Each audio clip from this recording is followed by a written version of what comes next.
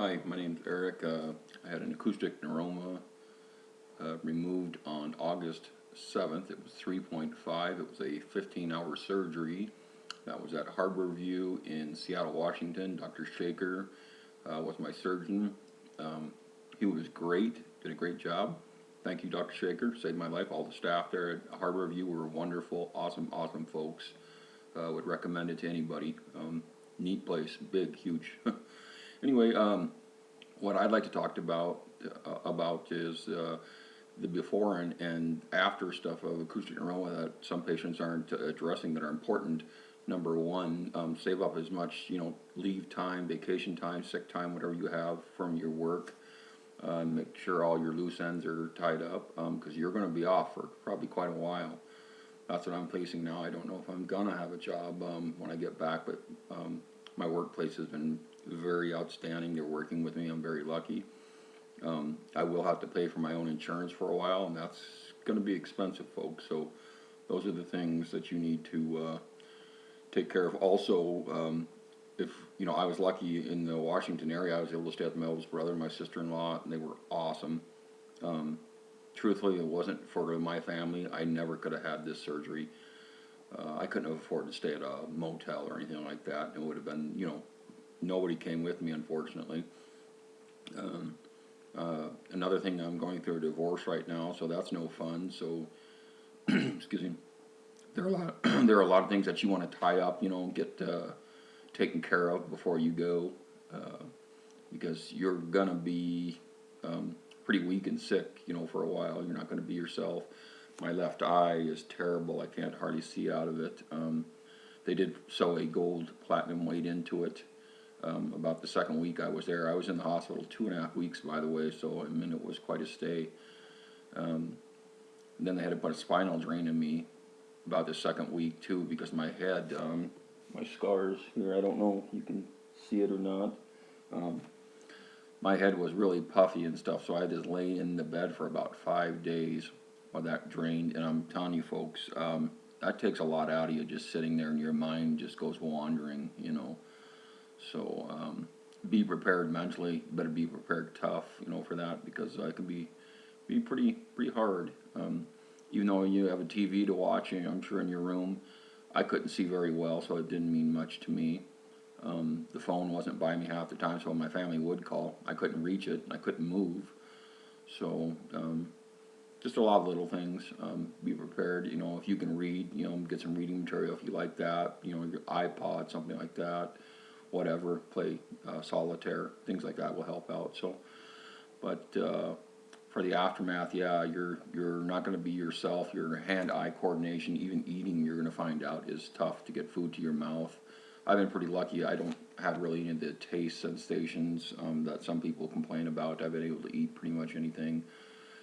Straw, not for a while, but now I can. But on my left side, and that corner of that mouth is still weak. So when you try to suck up, it'll kind of drain down. So you gotta be careful. Eating in restaurants too. I don't like to do that because it's my mouth can't open very far. It's a challenge brushing my teeth on that side. You really have to get back in there because that side of your mouth, the gum and everything, she just does not want to open up. So, but you can do this. I'm pretty upbeat. I work in mental health, so but I got depression from this, so, and I am on medication for it. So don't be ashamed. Get help, seek help.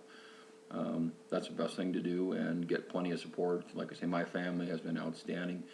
I'd like to give a big thanks to my niece and her husband who are letting me stay with them too. The small town that I was from, there's no way, even I had to leave my state because it was too big of a tumor. They couldn't do it here, so that's why I had to go to Seattle. So these are things to think about, where you're going to stay, what you're going to do before, afterwards, leave time, like I say, vacation, whatever you want, that you have to deal with. So car payments, thank God my son, I had bought a car a couple years ago, a truck, I should say, and he's, this is my oldest son, he's picking up, the payments on that and driving it. So things like that are things to think about. That's what's going to, affect you. My first bill, I guess, with the insurance, it hasn't cleared yet, but it was like $250,000. So there's no way. Everybody says don't worry about it, but, you know, I guess at some point I'm gonna have to worry about it. I'm not back at work yet. I go the 27th for my first MRI to the neurosurgeon here in town, and see what kind of clearance he'll give me, but I don't think it's gonna be go back to work because, like I said, I cannot see out of this eye. I did lose all my hearing on the left side. There's some other posts on here. I noticed the guy with the patch. I agree with him. If anybody's got their hearing back from Acoustic Neuroma, you know, that works well. I'd be surprised. They did the translabyrinth, you know, where they went through the whole side there into the skull to get all the tumor. They got 98% of it out. He had to leave 2% on the facial nerve itself because he was too afraid to go any further with that to damage my facial nerve forever. So I thank Dr. Shaker. Definitely saved my life. Great man, great surgeon. Would recommend him any day, anytime. But there's lots of things that you need to be prepared for this that I was not, to be quite honest with you. So talk to people on the internet, you know, I've been through this, watch these YouTube videos. They're very informative. I got a lot of information off it. Take my glasses off there. They will help out, and just remember, you'll be okay. You'll make it through this. You'll be up and walking before you know it. And people who say, well, how do I know if I have an acoustic neuroma? For me, it started out my hearing loss. I'd be traveling down in our company car listening to the stereo, and I couldn't hardly hear it on the left side, even switching it over just to the left side. So that's how it started, and then my balance. I never really had the tinnitus. I did have dizzy spells. There was one incident I remember back, oh boy, it was like 2007. I was driving down the highway and I thought I was going to pass out. It only lasted about 30 seconds, but boy, it was scarier than heck.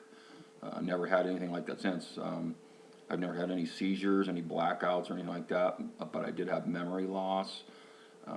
My attitude was very bad, negative. I think that's what helped kind of, you know, end my marriage a little bit towards the end, because I also have hypothyroidism too. So on top of that, taking medicine for that. But anyway, there's lots of little things that you should look for, and hopefully this will help out. Take care.